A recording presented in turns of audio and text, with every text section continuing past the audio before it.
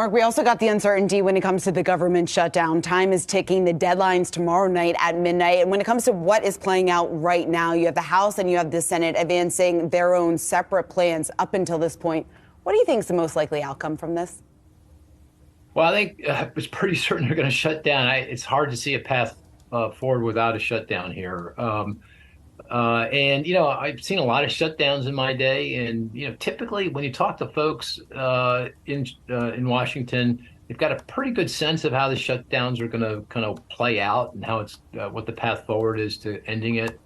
I don't get that sense this go around. I think there's a lot of confusion, which makes me nervous that this shutdown can go on for longer.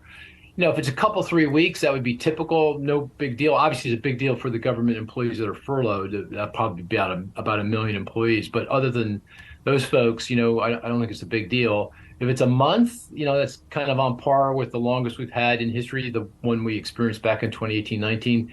Then things start to go off the rails. The things that government does that's really key to making things work efficiently start to break.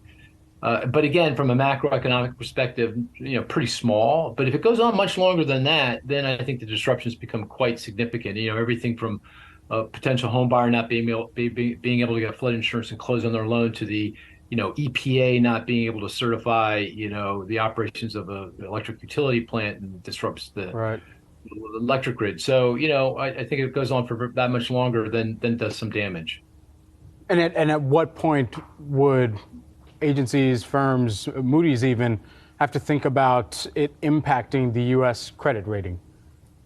Well, I'm not in the rating agency, so I can't comment directly on the rating. But it's pretty obvious that the shutdown just highlights the dysfunction in Washington, and that's on top of the kerfuffle and the drama over the Treasury debt limit.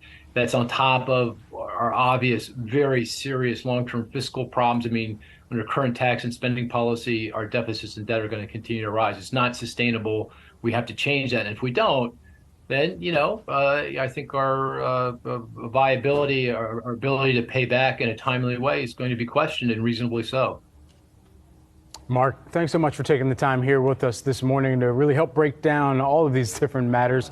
Mark Zandi, Moody's Analytics Chief Economist. Mark, great to speak with you as always.